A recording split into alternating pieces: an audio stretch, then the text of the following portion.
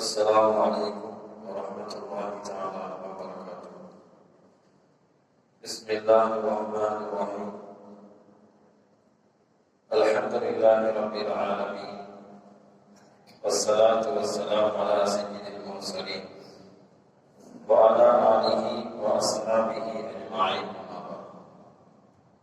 فقد قال الله تبارك وتعالى في القرآن الكريم: أعوذ بالله من الشيطان الرجيم. بسم الله الرحمن الرحيم. والفجر وليال العشر. صدق الله العليم. وقال النبي صلى الله عليه وسلم: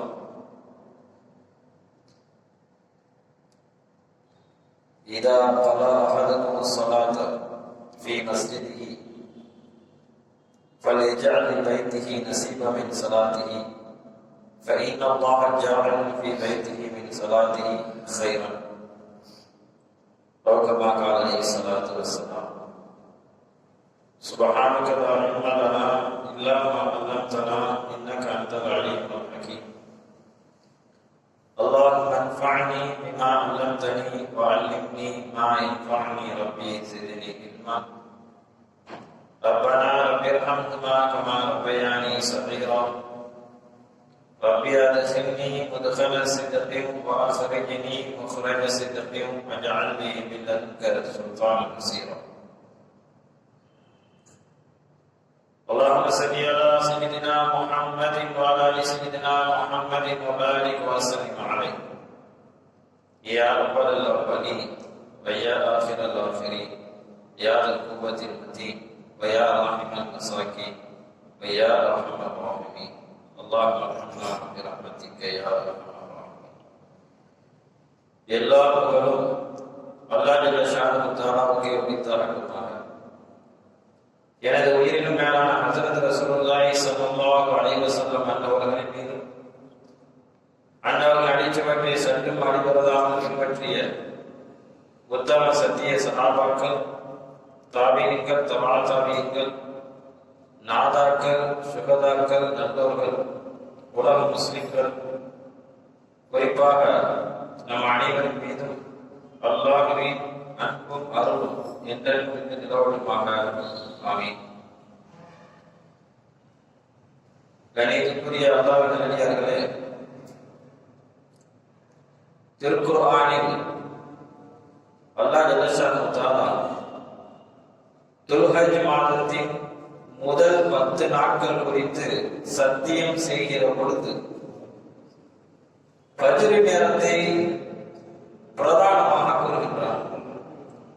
சூரத்துல் ஃபஜ்ரில் இப்படி அல்லாஹ் சத்தியம் என்று சொல்கின்றான்: வல் ஃபஜ்ர், அதிகாலை மீது சத்தியமாக, வலையாலின் அஷ்ர், 10 இரவுகள் மீது சத்தியமாக என்று அந்த ஃபஜ்ருடைய சூரா ஆரம்பமாகிறது. ஃபஜ்ர் அதற்குரிய அர்த்தமே விடியல், அதிகாலை என்பது பொருள். அந்த நேரத்திலே அல்லாஹ் ஜல்ல ஷானஹு தஆலா ஒரு வணக்கத்தை, ஒரு தொழுகையை ஏற்படுத்தி முஸ்லிம் சமுதாயம் விடியலை தேட வேண்டும் என்ற நோக்கத்திலே அல்லாஹ் ஏற்படுத்தியிருக்கிறார். விடியலை தேடி இன்றைய முஸ்லிம் சமூகம் எங்கெங்கோ அடைந்து கொண்டிருக்கிறது, பெரும் முழக்கமாக இருக்கிறது. ஃபஜ்ர் தொழுகை என்ற வார்த்தையை தவிர அதற்கு வேற எந்த சிறந்த விடை எதுவும் கிடையாது.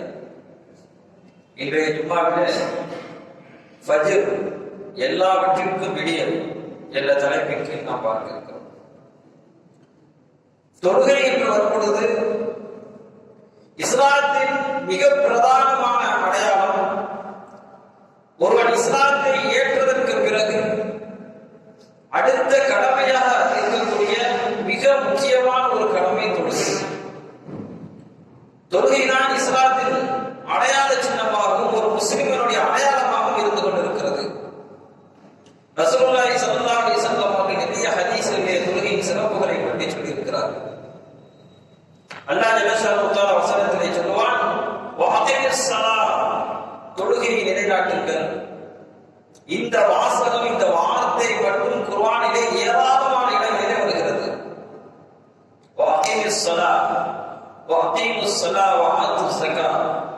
தொழுகையை நிலைநாட்டுங்கள், ஜகாத்தை கொடுங்கள் என்ற இந்த உத்தரவு இருக்கிறது குர்ஆன் நெறிகளில் நாம் பார்க்க முடிகிறது. நிறைய இடங்களில் இந்த கட்டளை திரும்ப திரும்ப வந்து கொண்டே இருக்கும். ஒரு இடத்திலே அல்லாஹ் இப்படி சொல்லி காட்டுகிறான், தொழுகை இன்ன ஸலாத தன்ஹா அனில் ஃபஹ்ஷாஇ வல் முன்கர், தொழுகை இருக்கிறது மானக்கேடான வெறுக்கத்தக்க காரியங்களை விட்டும் தடுக்கும். உண்மையிலே ஒரு தொழுகையாளி அமைந்து விட்டால் 5 நேரம் தொழக்கூடிய ஒரு தொழுகையாளி மற்ற பாவங்களில் சிந்திப்பதற்கும் செயல்படுவதற்கும் நேரம் குறைவாகத்தான் இருக்கிறது. 5 நேரம் பள்ளிக்கு வரக்கூடிய ஒரு சூழ்நிலை ஏற்பட்டு விட்டால் அந்த 5 நேர தொழுகைக்காக அவர் சுத்தமாக இருக்க வேண்டும், சில விஷயங்களை கடைபிடிக்க வேண்டும்.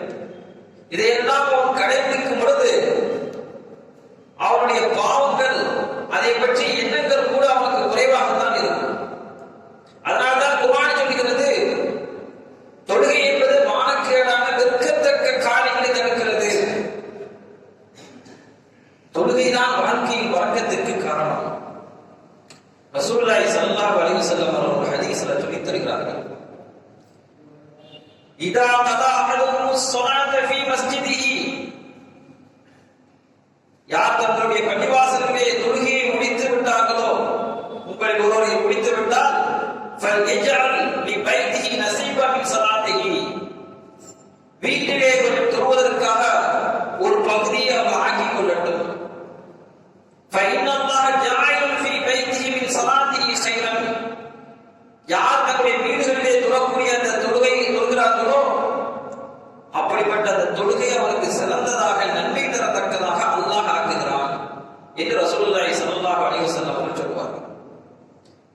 அதாவது பள்ளிவாசல்ல தொழுகிறது, வீட்டுல தொழுகிறது அப்படின்னா ஃபர்லான தொழுகையை பள்ளிவாசலும், சுன்னத்தான தொழுகையை வீடுகளிலும் தொழுவது ஏற்றம், சிறப்பு. இந்த ஹதீஸ்ல ஸல்லல்லாஹு அலைஹி வஸல்லம் எதை சொல்கிறார்கள் சொன்னால், நீங்கள் பள்ளிவாசலிலே ஜமாத்தோடு ஃபர்லான தொழுகையை தொழுது விட்டால் சுன்னத்துடைய தொழுகையை நீங்கள் வீட்டிலே சென்று தொழுங்கள். நீங்கள் தொழுவதை வீட்டிலே தொழுவதன் மூலமாக உங்களுக்கு அல்லாஹ் நிறைய கையில் பரக்கத்துகளை வைத்திருக்கிறான். இந்த ஹதீஸை நம்ம ரொம்ப சிந்திக்கிறோம். வீடுகள் தொழுவிடங்களாக தொழக்கூடிய வீடாக இருக்குமே, ஆனால் அந்த வீட்டிலே நிறைய நன்மைகள் வந்து சேர்கிறது. வீட்டிலே பெண்கள் முறையாக ஐவேளை தொழுகையை கடைபிடித்தால் அல்லாஹ் ஜல்லஷானஹு தஆலா நிறைய நன்மைகளையும் நலவுகளையும் ஏற்படுத்துகிறார். இந்த பெண்கள் தன்னுடைய வீடுகளை தொழுகையால் அலங்கரிக்காமல் மற்ற மற்ற காரியங்களினால் அலங்கரித்துக் கொண்டிருக்கிறார்கள். அதிகமாக நம்முடைய வீடுகளில் தொலைக்காட்சி தான் அதிக பங்கு வகிக்கிறது. எந்நேரம் தொலைக்காட்சி ஓடிக்கொண்டே இருக்கிறது. நம்முடைய குடும்பங்களிலே தொழுகையும் குர்ஆன் ஓதும் வீடுகளிலே இல்லாததன் காரணமாக நம்மை வறுமையும் சோதனைகளும் பிடித்துக் கொண்டே போகிறது. நமக்கு வரக்கூடிய நன்மைகளை நாம் தட்டி கழிக்கிறோம். பெருமானார் ஸல்லல்லாஹு அலைஹி வஸல்லம் சொல்கிறார்கள், ஆண்கள் ஜமாத்தோடு நீங்கள் தொழுது விட்டு வீட்டிலே சென்று நீங்கள் நஃபில் சுன்னத்துகளை தொழுது கொள்ளுங்கள். அப்படி நீங்கள் தொழும் பொழுது அந்த தொழுகையின் காரணமாக உங்களுக்கு நன்மை ஏற்படுத்துவான் அல்லாஹ் என்று பெருமானார் ஸல்லல்லாஹு அலைஹி வஸல்லம் அவர்கள் சொல்கிறார்கள். தொழுகையால் தான் வாழ்க்கையே வெளிச்சமாகிறது. ஸல்லல்லாஹு சொல்வார்கள், அத்துஹூரு ஷத்ருல் ஈமான், சுத்தம் என்பது ஈமானின் ஒரு பகுதி. அதே போல சலாத்து நூறுன், தொழுகை இருக்கிறது, அது வெளிச்சம் ஒளியாக இருக்கிறது. ஒரு மனிதனுக்கு ஒளி வேண்டும் என்றால், வாழ்க்கையில் பிரகாசம் வேண்டும் என்று சொன்னால், நூறானியத் வேண்டும் என்று சொன்னால் அவர் தொழுகையை பற்றி பிடித்துக் கொள்ளட்டும். தொழுகையால் தான் வாழ்க்கை வெளிச்சமாகும். பெருமானார் ஸல்லல்லாஹு அலைஹி வஸல்லம் உடைய ஹதீஸ் அந்த அளவுக்கு அழுத்தமாக நமக்கு சொல்லித் தந்திருக்கிறார்கள். கியாமத் நாளின் முதல் விசாரணை தொழுகையை பற்றி தான். சாதாரணமாக நம்ம நினைத்துக் கொண்டிருக்கிறோம். கியாமத் நாள்ல எழுப்பி விசாரணை செய்யும் பொழுது முதல் கேள்வி தொழுகையை பற்றி தான். உடைய தொழுகை எவ்வாறு இருந்தது? ஸல்லல்லாஹு அலைஹி வஸல்லம், இன்ன அவ்வல மா யுஹாஸபு பிஹில் அப்து யௌமல் கியாமா மின் அமலிஹி ஸலாத்தி, ஒருவர் செய்த அமல்களிலேயே கியாமத்துடைய நாளையில தொழுகையை பற்றி தான் முதலாவதாக கேட்கப்படுகிறது. பெருமானார்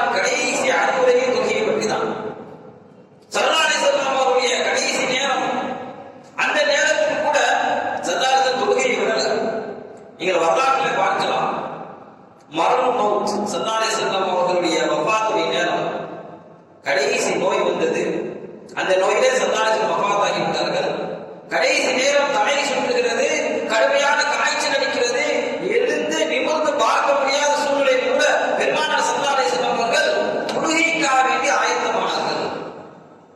எப்படியாவது ஒரு சப்புல போய் நின்றுடணும். வரலாறுகள் ஹதீஸ்ல நாம் பார்க்கிறோம், 2 பேருடைய தோள்ல கையை போட்டுக்கொண்டு ஸல்லல்லாஹு அலைஹி வஸல்லம் அவர்கள் அப்படியே அவருடைய கால்கள் எல்லாம் நடந்து தூக்கி வைக்க முடியாமல் கோடு கிழித்தவாறே அப்படியே விழுகிறது. காலை தூக்கி வைக்க முடியல ஸல்லல்லாஹு அலைஹி வஸல்லம். 2 பேருடைய தோள்ல கையை போட்டுக்கிட்டு அப்படியே வர்றாங்க. அந்த காலும் தேய்ந்து கொண்டு அப்படியே கோடு கிழித்துக் கொண்டே விழுகிறது. வந்து சப்புல நிக்கணும்னு வர்றாங்க தொழுகைக்காக. இவ்வளவு தூரம் தொழுகைக்காக முயற்சி எடுத்து காட்டினார்கள். அது மட்டுமல்ல, கடைசி நேரத்தில் கூட சொன்ன வார்த்தை, நீங்கள் தொழுகையை பற்றி வைத்துக் கொள்ளுங்கள். தொழுகை மிக முக்கியம். பெருமானார் ஸல்லல்லாஹு அலைஹி வஸல்லம் அவருடைய கடைசி அறிவுரை தொழுகையாகத்தான் இருந்தது. தொழுகை சரியில்லை என்று சொன்னால் வேற எதுவுமே சரி இருக்காது. ஹஸரத் உமர் ரலியல்லாஹு தஆலா அவர்கள் சொல்கிறார்கள், யார் தொழுகையை பேணுதலாக தொழுது வருவாரோ அவருக்கு என்ன சரியாக இருக்கும். யார் அதை கொஞ்சம் தூய்மைப்படுத்துகிறாரோ, யார் சரியான முறையில் கவனிக்காமல் வீணாக்கி விடுகிறார்களோ அவர் மற்ற காரியம் வீணாகத்தான் சரியாக இருக்காது என்றார்கள் ஹஸரத் உமர் ரலியல்லாஹு தஆலா அவர்கள்.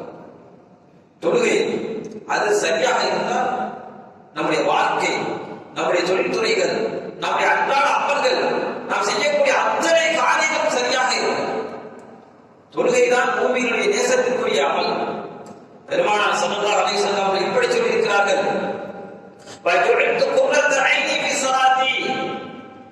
தொழுகைதான் என்னுடைய கண் குளிர்ச்சி ஆக்கப்பட்டிருக்கிறது. கண் குளிர்ச்சி தொழுகையினால் ஆக்கப்பட்டிருக்கிறது என்று பெருமானார் ஸல்லல்லாஹு அலைஹி வஸல்லம் சொன்னார். அப்படியானால் தொழுகையை நாம் எந்த அளவுக்கு ஒரு சிறப்பானதாக, ஒரு கண்ணியமானதாக நாம் கருத வேண்டும். பெருமானார் ஸல்லல்லாஹு அலைஹி வஸல்லம் அவர்களுக்கு ஏதாவது கவலை ஏற்பட்டால் உடனே தொழுகையை நின்று விடுவார்கள்.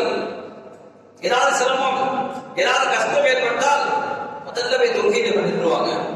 ஹதீஸ்ல பார்க்க முடிகிறது, கான இதா ஹஸப அம்ருன் ஃபஸல பி ஸலாத்தி, ஏதாவது ஒரு இருக்கக்கூடிய செய்திகள் வந்தாலோ, ஏதாவது சோதனைகள் ஏற்பட்டாலோ, ஏதாவது கஷ்டங்கள் ஏற்பட்டாலோ பெருமானார் ஸல்லல்லாஹு அலைஹி வஸல்லம் அவர்கள் தொழுகையின் பக்கம் விரைவார்கள். ஏதாவது இடி மின்னல் காற்று ஏதாவது வந்தாலும் கூட, காற்று கொஞ்சம் பலமாக அடித்தாலும் கூட பெருமானார் ஸல்லல்லாஹு அலைஹி வஸல்லம் மஸ்ஜிதுக்கு போயிடுவாங்க. தொழக்கூடியவர்களாக இருந்திருக்கிறார்கள்.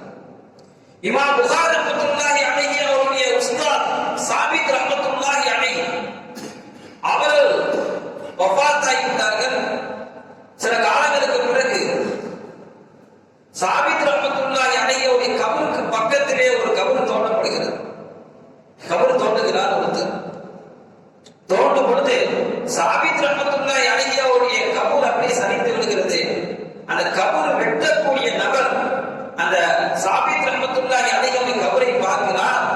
பார்த்துவிட்டு வேகமாக அவருடைய வீட்டுக்கு போய் அவருடைய மகளிடம் சொல்லி காட்டுகிறார், மகளே, உன்னுடைய தந்தை சாபித் அவர்களுடைய கபரை நான் பார்த்தேன், அங்கே அவருடைய தந்தை தொழுது கொண்டிருக்கிறார் கபரிலே என்று சொன்னார்கள். அப்பொழுது சாபித் ரஹ்மத்துல்லாஹி அலைஹி மகளார் சொன்னாங்க, என்னுடைய தந்தை இதற்கு ஆசைப்பட்டார்கள், யாரால கபூரை போய் தொழுகணும்னு ஆசைப்பட்டாங்க, அல்லாஹ் ஜல்லஷானஹு தஆலா அவருடைய அந்த துஆவை அங்கீகரித்துக் கொண்டார் என்று சொன்னாங்க. தொழுகையாளிகள், அதிலே இன்பம் கண்டவர்கள், அதிலே கண் குளிர்ச்சியை கண்டவர்கள், நான் தொழுது கொண்டே இருக்க வேண்டும், இந்த உலகத்தில் மட்டுமல்ல கபருக்கு சென்றால் தொழுக வேண்டும் என்று ஆசைப்பட்டவர்கள் சாபித் ரஹ்மத்துல்லாஹி அலைஹி. அவுரங்கசீப் நம்ம கேள்விப்பட்டிருக்கலாம். இந்த காலத்திலும் கூட யானையுடைய நிழலிலே அவர்கள் தொழுதிருக்கிறார்கள். அதை பார்த்துவிட்டு எதிரிகள் என்ன செய்திருக்கிறார்கள், இவரோ நாம் கட்டுக்கட்ட முடியாது என்று திரும்பி இருக்கிறார்கள். இந்திய வரலாறு சொல்கிறது. இப்படியெல்லாம் நம்முடைய முன்னோர்கள், சஹாபா பெருமக்கள் தொழுகையுடைய விஷயத்திலே மிக கண்கருத்துமாக இருந்து கொண்டிருக்கிறார்கள். இஸ்லாத்தின் முதல் போர் பத்ருடைய யுத்தம். பத்ருடைய யுத்தத்தின் முதல் இரவிலே முஸ்லிம்கள் தொழுது கொண்டிருந்தார்கள். பெருமானார் ஸல்லல்லாஹு அலைஹி வஸல்லம் அவர்கள் சஜ்தாவிலே இருந்தார்கள். முஸ்லிம்கள் எல்லாம் தொழுது கொண்டிருந்தார்கள். உணவு பார்க்க வந்தவர் பார்த்து சொன்னார், முஸ்லிம்களை பார்த்தீங்கன்னா தொழுது இருக்கிறாங்க. போய் எதிரணியிடம் போய் சொன்னார், உமைர் பின் வஹப் அவர் வந்தவர் போய் சொன்னார், எதிரிகளிடத்தில் உங்களுடைய ஆட்கள் கொல்லப்பட்டதற்கு பிறகுதான் அவங்க கொல்லப்படும். பதிலே நீங்கள் காபிர்களாக இருக்கக்கூடிய நீங்கள் கொல்லப்பட்டதற்கு பிறகுதான் அவர்கள் கொல்லப்படுவார்கள். இந்த அளவுக்கு அவர்கள் வலிமையாக இருக்கிறார்கள், தொழுது கொண்டிருக்கிறார்கள் என்ற விஷயத்தை சொல்லுவார்கள். எல்லா காலகட்டத்திலும் சோதனைகளின் போதும் சரி, கஷ்டமான நேரத்திலும் சரி, அல்லாஹ்வுடைய உதவியை பெறக்கூடிய மிக முக்கியமான ஒரு வாய்ப்பை வல்லரஹான் நமக்கு தொழுகையின் மூலமாக வழங்கியிருக்கின்றார். இன்னைக்கு நம்ம நிறைய விஷயங்களுக்காக கஷ்டப்பட்டு போயிட்டு இருக்கிறோம். குடும்பத்துல பிரச்சனை, தொழில்கள்ல பிரச்சனை, கடன் பிரச்சனை, ஒவ்வொருத்தருக்கும் ஒவ்வொரு ரீதியான பிரச்சனை இருந்து கொண்டே இருக்கிறது. ஆனால் அதனுடைய காரணத்தை நாம் யோசிக்கிறோமே தவிர இதை நீக்கக்கூடிய சக்தி வாய்ந்த ஆற்று வாய்ந்த அல்லாஹ் ஜல்லஷானஹு வ தஆலா அவனை நாம் வணங்க வேண்டும் என்ற சிந்தனை நமக்கு குறைவாகத்தான் இருக்கிறது. எந்த மார்க்கத்திலும் சொல்லப்படாத, இந்த மார்க்கத்திலும் கட்டளையிடப்படாத 5 நேர தொழுகைகள் பெருமானார் ஸல்லல்லாஹு அலைஹி வஸல்லம் அழகாக சொல்லுவார்கள். ஒரு மனிதன் ஒரு நாளில் செய்யக்கூடிய பாவங்களை போக்கக்கூடியது 5 நேர தொழுகை. உதாரணத்தோடு சொல்லுவாங்க, நீங்க ஒரு நாளைக்கு 5 நேரம் ஒரு ஆற்றுல குளிச்சுட்டு போனீங்கன்னா உங்களுடைய உடம்புல ஏதாவது அழுக்கு இருக்குமான்னு கேட்போம். இருக்காது. அதே மாதிரிதான் நீங்கள் ஒரு நாளைக்கு 5 நேர தொழுகை நீங்கள் தொழுதால் உங்களுடைய பாவங்கள் போக்கப்படுகிறது, நீங்க செய்த சிறு தவறுகள் மன்னிக்கப்படுகிறது. நம்ம எங்கெங்கே பறக்கத்தை எதிர்பார்க்கிறோம், நம்முடைய வியாபாரத்தில் பறக்கத்தை எதிர்பார்க்கிறோம், தொழில்துறையில முன்னேற்றம் எதிர்பார்க்கிறோம். தொழுது விட்டு அந்த காரியத்தில் ஈடுபட்டா, தொழுது விட்டு வியாபாரத்தில் ஈடுபட்டா நிச்சயம் பறக்கத்து இருக்கும். இந்த நேரத்தில் என்னுடைய வியாபார சூழ்நிலை, என்னுடைய தொழில் சூழ்நிலை, நான் என்ன செய்ய முடியாது, தொழ முடியாது என்று சொன்னால் பார்ப்பதற்கு வேண்டுமானால் நமக்கு லாபம் தருவதை போன்று தெரியலாம். நிச்சயமாக வேறொரு செலவின் மூலமாக அல்லாஹ் அழித்து விடுவான். பறக்கத்து இருக்காது. அதிலும் குறிப்பாக ஜும்மாவுடைய நேரம் என்று வரும் பொழுது மிக வேகமாக வர வேண்டிய பொறுப்பு ஒவ்வொரு முஸ்லிம்களுக்கும் இருக்கிறது. அல்லாஹ்வுடைய உத்தரவு அப்படி கடுமையா இருக்குது. ஜும்மாவுடைய நேரத்தில் ஜும்மாவுடைய வாக்கு சொல்லப்பட்டு விட்டால் நீங்கள் என்ன செய்ய, விரைந்து போங்கள். அல்லாஹ்வுடைய உத்தரவு. போங்கள் அல்லாஹ் சொல்லல, விரைவாக செல்லுங்கள். அந்த அளவுக்கு ஜும்மாவுடைய உத்தரவு இருக்கிறது. இருந்த போதிலும் கூட கடைசி நேரத்தில் குத்பா ஓதி முடித்ததற்கு பிறகு இமாம் தக்பீர் கற்றதற்கு பிறகு வரக்கூடிய நபர்களை பார்க்கும் பொழுது மிகவும் கவலைக்குரியதாக இருக்கிறது. நாம் சிந்திக்க வேண்டும், நம்முடைய வியாபாரம் நம்மை இப்படி தொழுகையை விட்டு தூராக்கி விடுமையானால் நிச்சயமாக நாளைக்கு மறுபடியும் அல்லாஹ் தொழுகையை பற்றி கேட்கும்போது என்ன நம்ம பதில் சொல்லுவோம்? நான் என்னுடைய வேலையா இருந்துட்டேன், என்னுடைய தொழில்துறையில இருந்துட்டேன், என்னுடைய முதலாளி என்னை விடமாட்டேன் சொல்லிட்டு தொழுகைக்காக வேண்டி ஒன்றை நினைவில் கொள்ள வேண்டும். ஒரு இஸ்லாமியன் தொடர்ச்சியாக எனக்கு வேலை இருக்கிறது, என்னுடைய வேலை இப்படி இருக்கிறது, அதனால் நான் தொழுக முடியும் என்ற காரணத்தை தொடர்ச்சியாக சொல்ல முடியாது. சில பேர் சொல்லுகிறார்கள், என்னுடைய தொழில் துறைக்கு நான் என்ன செய்ய முடியாது, தொழுக முடியாதுங்க, என்னுடைய ஓனர் விட மாட்டார் தொழுகைக்கு. இப்படிப்பட்ட நபர் என்ன செய்ய தெரியுமா, அந்த வேலையை முடிஞ்ச அளவுக்கு கேட்டு பார்க்கணும் முதலாளி. இல்லைன்னா அந்த தொழில்துறைகள்ல கொஞ்சம் சேஞ்ச் பண்ணணும். வாய்ப்பு இல்லாத பட்சத்துல அந்த தொழிலை விட்டு வேற ஒரு தொழில் பக்கம் தான் போகணும் தவிர தொழுகையை நான் வருஷக்கணக்கா விட்டுருவேன், என்னுடைய தொழில் அப்படி இருக்கிறது, ஆனால் தொழுகவே மாட்டேன் என்று சொல்வதற்கு வாக்கத்தில் இடமில்லை. இரண்டாவது தொழுகை அப்படி கட்டாய கிளம்ப ஒரு பக்த தொழுகையெல்லாம் கேள்வி எனக்கு இருக்குது. நாளைக்கு மறுமையில கபருடைய வேதனையில மிக முக்கியமான வேதனை தொழுகை சம்பந்தப்பட்ட குறைகள் காரணமாக அல்லாஹ்விடத்தில் குற்றம் பிடிக்கப்படும்.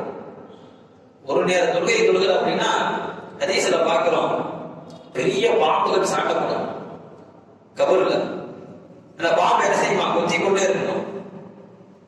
நீ ஃபஜ்ர் தொழுகல, அதனால ஃபஜ்ர்ல இருந்து லுகர் வரைக்கும், லுகர் தொழுகல லுகர்ல இருந்து அசர் வரைக்கும், இப்படியாக 5 நேரம் யார் துவாமல் இருக்கிறார்களோ நாள் முழுவதும் அந்த பாம்புகள் கபருலே கொத்தி கொண்டே இருக்குமா. பாம்பு கொத்துனா சாதாரண விஷயம் இல்ல. கபூர்ல இருக்கக்கூடிய பாம்பு வெளியில ஒரு தடவை மூச்சு விட்டுச்சு அப்படின்னா,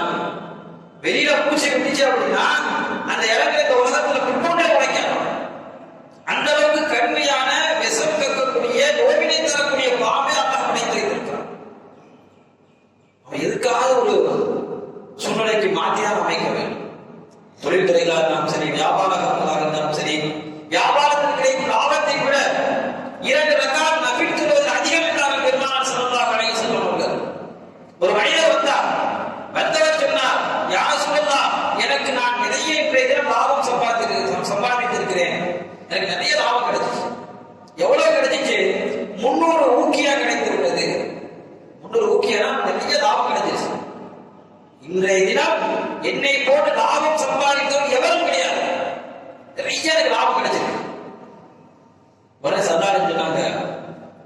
லாபம் கிடையாது. இது லாபம் அல்ல. நீ ஒவ்வொரு தொழுகைக்கு பிறகு நஃபில் 2 ரக்காத் தொழுகிறாய் அல்லவா, அந்த 2 ரக்காத் கிடைக்கக்கூடிய லாபம் இருக்கிறது இதை விட அதிகமானது என்றார்கள் பெருமானார் ஸல்லல்லாஹு அலைஹி வஸல்லம். நாளைக்கு மறுமையில தான் தெரியும். இப்ப நம்ம என்ன சொன்னா விளங்காது. 2 ரக்காத்துடைய பெனிஃபிட், 2 ரக்காத்துடைய அந்த வேல்யூஷன் வந்து இப்ப நமக்கு தெரியவே தெரியாது. எப்ப தெரியும்? நாளைக்கு மறுமைக்கு போனதுக்கு அப்புறம் தெரியும். நிச்சயமாக சத்தியமா நம்ம எல்லாம் ஒரு நாளைக்கு மௌத்தாக தான் போறோம். அந்த மௌத்தாவுடைய நேரத்துல கைசேதமான சூழ்நிலை வந்து வரக்கூடாது. இன்னைக்கு முஸ்லிம்கள் பின்தங்கி இருப்பதற்கு மிகப்பெரிய காரணமே இஸ்லாத்தை சரியான முறையில் அவங்க என்ன செய்ய எடுத்து நடக்காததான் காரணம். அதிலும் குறிப்பாக எல்லா மதத்தவர்களும் அவர்களுடைய விஷயங்களை ரொம்ப கவனமா செய்யறாங்க. இஸ்லாமியர்கள் அல்லாஹ்வுடைய பெரிய கிருபை, நோன்பை நம்ம என்ன செய்யணும், ரொம்ப கட்டி காப்பாற்றணும். தொழுகை என்று ஒரு பொழுது ரொம்ப பலகீனமாக தான் இருக்கும். நம்முடைய தொழுகை சரியில்லாம போயிடுச்சு அப்படின்னா நாளைக்கு மறுபடியும் அல்லாஹ்ட்ட எந்த காரணமும் சொல்ல முடியாது. ஃபஜ்ர் தொழக்கூடிய மிக முக்கியமான ஒரு விஷயம் இருக்கிறது. அதை யார் ஏற்படுத்திக் கொள்கிறார்களோ அல்லாஹ்வுடைய பொறுப்பிலே அவர் ஆகிவிடுகிறார். பெருமானார் ஸல்லல்லாஹு அலைஹி வஸல்லம் சொன்னார்கள், மன் ஸல்லல் ஃபஜ்ர ஃபஹுவ ஃபீ திம்மத்தில்லாஹ். யார் ஃபஜ்ருடைய தொழுகை இமாம் ஜமாத்தோடு தொழுவார்களோ அல்லாஹ்வுடைய பொறுப்பிலே ஆகிவிடுகிறார். இன்னைக்கு நமக்கு பாதுகாப்பு இல்லைன்னு சொல்றோம். எத்தனையோ பிரச்சனை, காலையில எந்திரிச்சவனுக்கு பிரச்சனை வந்துருச்சு, இந்த பிரச்சனையை தீர்க்க முடியாமல் இருக்கிறது. எனக்கு பாதுகாப்பு வேணும், என்னுடைய மனைவி மக்களுக்கு பாதுகாப்பு வேணும், எனக்கு எந்த முசீபத்து வரக்கூடாது, யாரும் என்னை தாக்கக்கூடாது, எதிரிகள் என்னை செய்யக்கூடாது. எல்லாவற்றிற்கும் பெருமானார் ஸல்லல்லாஹு அலைஹி வஸல்லம் சொல்லியிருக்கிறார்கள், யார் சுபூரிய தொழுகையை இமாம் ஜமாத்தோடு தொழுகிறார்களோ அல்லாஹ்வுடைய பொறுப்பிலே ஆகிவிடுகிறார். அல்லாஹ்வுடைய பொறுப்பில் ஆகிவிடுகிறார்னா அல்லாஹ் பாதுகாக்கக்கூடிய பொறுப்பை அவன் எடுத்துக்கிறான். இதற்கு நேர் மாற்றமாக ஃபஜ்ருடைய தொழுகை யார் தொழுகவில்லையோ அல்லாஹ் அப்படியே விட்டுறான். என்னமோ நடக்கட்டும், அல்லாஹ்வுடைய பொறுப்புக்கு உள்ள வரணும். அந்த பொறுப்பை வட்டத்துக்குள்ள நம்ம உள்ளங்க வரணும் அப்படின்னா ஃபஜ்ருடைய தொழுகையை தொழுது கொள்ள வேண்டும். ஃபஜ்ர் தொழுபவருக்கு நிறைய நற்செய்திகள் சொல்லப்பட்டிருக்கிறது. ஹதீஸை நம்ம பார்க்கிறோம். ஃபஜ்ர் தான் மிக முக்கியமான தொழுகை. அதிகாலையுடைய நேரம். இன்னைக்கு வெற்றியாளர்களுடைய பட்டியலில் போடுறாங்க விஐபிகள், மிக முக்கியமான நடிகர்கள். இவங்கெல்லாம் ஏன் வந்து உச்சத்தில் இருக்கிறாங்க அப்படிங்கிறதுக்கு காரணம் சொல்லும் பொழுது ஒவ்வொருத்தரும் எத்தனை மணிக்கு எழுந்திருக்கிறார்கள் என்பதை சொல்கிறார்கள். உலகத்தில் மிக முக்கியமான பணக்காரர் எத்தனை மணிக்கு எந்திருக்கிறார்? மிகப்பெரிய தொழிலதிபர், இவ்வளவு பெரிய தொழிலை அவர் கட்டி காப்பாற்றுவதற்கு காரணத்தை பார்க்கும் பொழுது அவர் 4 மணிக்கு எந்திரிக்கிறாரு. அதிகாலையில் 5 மணிக்கு எழுந்திருக்கிறார். இந்த நடிகர் அதிகாலையில் 4 மணிக்கு எழுந்து விடுகிறார். ஆகையால் இவர்கள் எல்லாம் வெற்றி பெற்று இருக்கிறார்கள். ஆக அதிகாலை எதிர்ப்பது என்பது வெற்றியினுடைய மிக முக்கியமான ஒரு விஷயம். அதனால்தான் அல்லாஹ் ஜல்லல்லாஹு தஆலா அதிகாலையில் மிகப்பெரிய வெற்றியை வச்சிருக்கிறான். அதிகாலை நிறைய பறக்கத்துகள் இருக்கிறது. யார் அதிகாலையில் எந்திரிச்சு வேலைக்கு போறாங்களோ, தொழில்துறைக்கு போறாங்களோ, சுறுசுறுப்பா இருப்பார்களோ அத்தனை அவருக்கு நன்மையானதாக வெற்றியானதாக இருக்கும். நீண்ட நேரம் 7 மணிக்கு மேல சில பேர் ரொம்ப இதாக சொல்வது உண்டு. நான் 7 மணிக்கு தான் எந்திரிப்பேன், 7 மணிக்கு மேலதான் எனக்கு எந்திரிக்க முடியும். இன்னைக்கு ஆண்களாக பரவாயில்ல, பெண்கள் ரொம்ப பழகிடும். இந்த ஸ்கூல் இருக்கிறதுனால கொஞ்சம் சீக்கிரமா எந்திரிக்கிறாங்க. காலையில எந்திரிச்சு இந்த பிள்ளைங்களுக்கு சாப்பாடு ரெடி பண்ணி ஸ்கூலுக்கு அனுப்பணும் அப்படிங்கிறதுனாலதான் கொஞ்சம் சீக்கிரமா எந்திரிக்கிறாங்க. இல்ல அப்படின்னா இன்னும் லீவு நாட்களை நாம் பார்க்க முடிகிறது. நீண்ட நேரம் தூங்கக்கூடிய ஒரு பழக்கம் பெண்களிடத்தில் இருக்கிறது. அவங்களுக்கு சேர்த்து நம்ம தான் பொறுப்புதாரி. நம்ம நல்லா வீட்டுல தூங்க வச்சு சந்தோஷமா இருக்கலாம் நினைக்கலாம். நம்ம தூங்கினாலும் தப்பு. நம்ம வீட்டுல சுமுக்கு எழுப்பி விடாம தூங்க வச்சுட்டு வந்தாலும் தப்புதான். மனைவி மக்களை எழுப்பி விட வேண்டும். காலையில் இருந்தால் நிறைய நேரம் நமக்கு மிச்சமாகும். நீங்க காலையில சுமு தொழுதுட்டு நீங்க போங்க, அவ்வளவு நேரம் நமக்கு நிறைய கிடைக்கும். நிறைய வேலைகள் செய்யலாம். அதிகால நேரத்தில் நிறைய பழக்கத்துகளை வைத்திருக்கிறார். ஆக பெண்களும் சரி ஆண்களும் சரி ஃபஜ்ருடைய தொழுகை என்பது மிக முக்கியம். ஸல்லல்லாஹு அலைஹி வஸல்லம் காலத்துல முஸ்லிம்களுக்கு முனாஃபிக்குக்கு டிஃபரெண்ட் என்ன அப்படின்னா, இஷா தொழுகைக்கு ஃபஜ்ர் தொழுகைக்கு வந்துருவாங்க. அப்படி வரலைன்னா முனாஃபிக் சொல்லிடுவாங்க அப்படின்னு பயந்து போய் முனாஃபிக் தான் உயர்ந்துருவாங்க. ஏன்னா இஷா தொழுகைக்கு ஃபஜ்ருடைய தொழுகை மிக பாரமாக இருந்தது. நம்ம அந்த லிஸ்ட்ல போயிடக்கூடாது. ஃபஜ்ருடைய தொழுகை யார் தொழுது கொள்வார்கள் ஜமாத்தோடு ஏகப்பட்ட நன்மைகள், குறிப்பாக அல்லாஹ்வுடைய பாதுகாப்பு அவர் ஆகிவிடுகிறார். மறுமையில மிகப்பெரிய பேரொழி கிடைக்கும். ஸல்லல்லாஹு அலைஹி வஸல்லம் சொல்கிறார்கள், யார் இருளிலே பள்ளிவாசல் நடந்து வருகிறார்களோ அதை இஷாவுடைய இருக்கா இருக்கட்டும், காலையில் சுபுடைய இருக்கா இருக்கட்டும், நடந்து வருகிறார்களோ சன்னாடத்தில் இருக்கிறார்கள், அவர்கள் கியாமத்துடைய நாளிலே மிகப்பெரிய ஒளியாக இருப்பார். பேரொழி அவர்களுக்கு கிடைக்கும். இங்கே வேணா ஒளிதான் சாதாரணமா தெரியலாம். கபருக்குள்ள போயிடலாம், கபருக்குள்ள நமக்கு நிறைய ஒளி தேவைப்படும். இங்கே கொஞ்ச நேரம் இரவு நேரத்துல நமக்கு லைட் நட்ட எவ்வளவு சிரமமா இருக்கு. அதே கபருக்குள்ள கொஞ்சம் யோசனை செய்வார். நாம் செய்யக்கூடிய அமல்கள், நாம் தொழக்கூடிய இந்த தொழுகை தான் நாளைக்கு லைட் ஆகும். நீங்க ரொம்ப குடும்பத்தனமா நம்ம இருக்கிறோம். தொழுகைக்கு காத்திருந்தாலே தொழுதே போல.